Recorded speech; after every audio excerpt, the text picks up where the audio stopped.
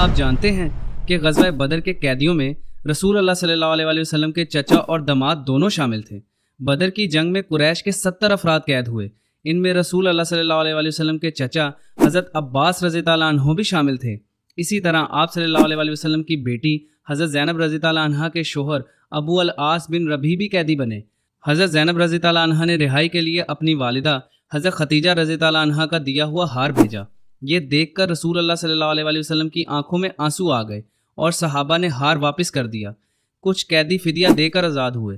کچھ قیدیوں کو اس شرط پر رہا کیا گیا کہ وہ مدینہ کے بچوں کو لکھنا پڑھنا سکھائیں گے۔